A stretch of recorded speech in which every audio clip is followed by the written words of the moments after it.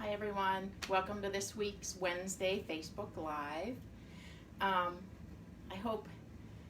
apologize if the room, it's kind of dim in here, but I'm gonna do, I'm kind of out of tips. I couldn't think of any tips to share this time. So I thought I will share a quilt with you and kind of just tell you about the quilt. Hopefully somewhere along telling you about the quilt, there might be some tips in there. You might hear my dog crying in the back because he's gated out of the room and he's not very happy about it. And I know when I move to the side, you're not gonna be able to see me, and that's okay. So this is, I thought if I'm gonna share a quilt, I should share my favorite quilt, and this is my absolute favorite quilt that I've ever made. It's called Grandpa's Model 20. And so the inspiration behind it is, it was kind of by accident. I was looking for something and I was going through old pictures and I found a picture of myself when I was like a tiny, maybe 2 or 3, and I'm standing next to this cool stereo at my grandparents' house. And this is what it looks like. I don't know if you'll be able to see it on there or not. It's like pretty groovy, I guess. It's from like the 60s, and it was 3 pieces, and they had this stereo. So a little bit of background on that is that my grandfather was an industrial designer. So they had like super cool, really modern for the time stuff in their house. I mean, so it was really cool to see myself standing next to that, and I thought, oh, you know what? I'm gonna make a quilt somehow. So because it was, so the idea of that stereo was that it was these 3 separate pieces and you could configure them however you want.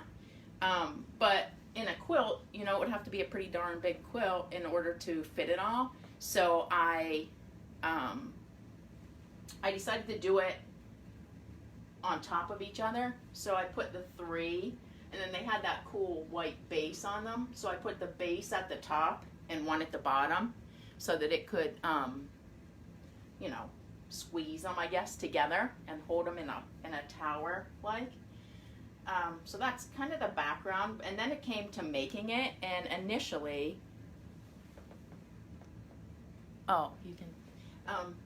initially I was gonna piece the whole thing, but then I decided that I wanted it to be a little more rounded. So this is pieced and applique.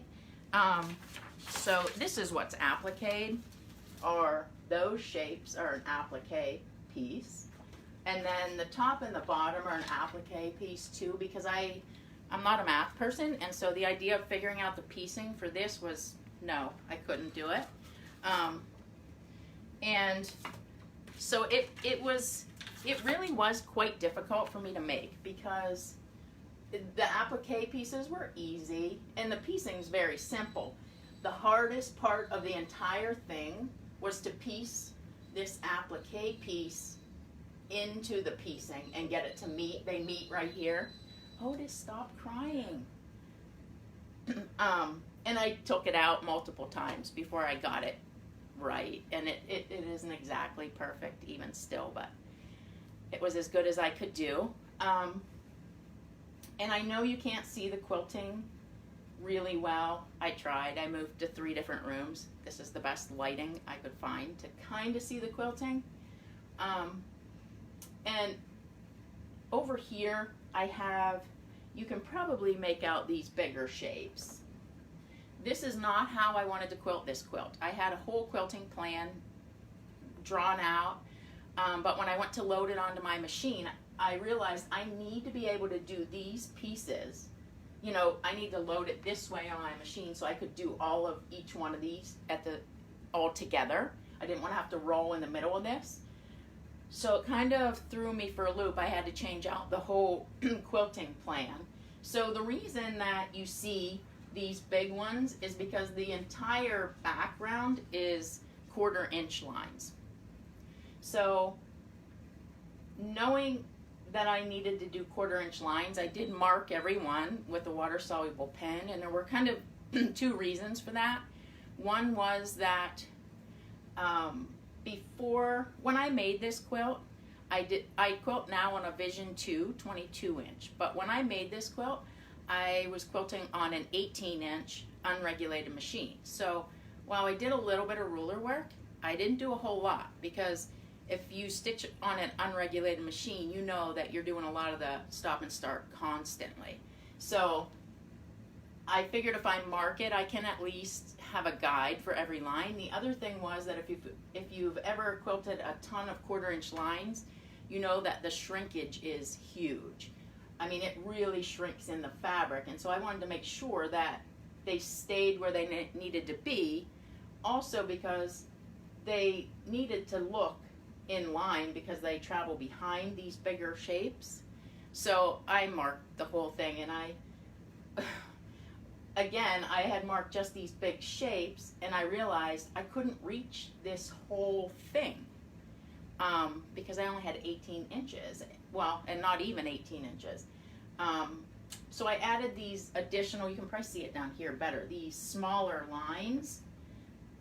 And while I love the way it turned out, it was really only to facilitate the quilting being easier, because now I only had to do little short lines, so I could reach all of these because they were short.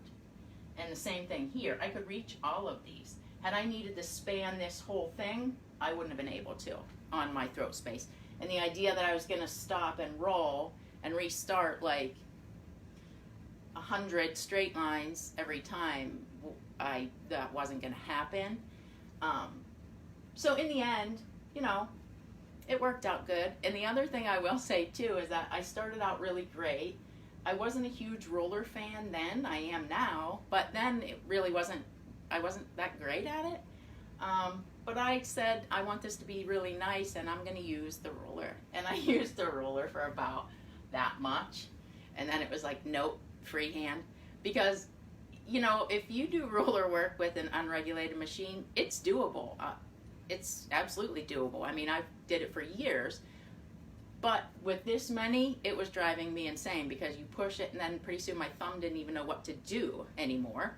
So I just freehanded them, because I think, you know, your machine will go, they go great, you know, front to back and side to side without the ruler.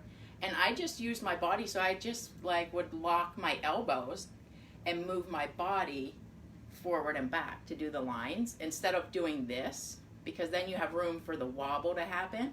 So, I mean, and they're not perfect, but in the end, I think it came out pretty good. I don't know. That's kind of it. One other thing I can share about this quilt is that, and I don't know if it's backwards in the camera or not, it might be opposite, but the bigger side, when I made this quilt, my intention was for the more narrow side to be on the left. That's just how I drew it. It's how I planned it. That was what it was going to be. And I entered it in a show, and we went to the show, and you know, someone took a picture of it and posted it, and I'm like, oh my gosh, they hung my quilt upside down. Then I'm thinking, but that's not possible. They couldn't have hung it upside down because the sleeve is, you know. So sure enough, I go down there to look at my sleeve, and then I thought maybe they rotated the photo. I don't know. No, I sewed the sleeve onto the wrong one. I sewed it to the bottom instead of the top, you know, and so it did win a ribbon, so that was great. And when I told my son about it, so he's an architect and like a design expert, and he's like, well, Mom, it was a good mistake, because I didn't know this, because I'm not a design expert or anything, but he said, because when you look at something, you automatically see it from left to right, because that's the way you read. He said, so you see all the quilting before you get to the main thing, and then the right is smaller. And I'm like, oh, okay, so it was a happy mess up. So that's kind of my quilt. I'm sorry I didn't have any spectacular tip for you today, but I think as quilters we love to see quilts, right? So I hope you guys all have an amazing holiday weekend, and stay safe. Bye.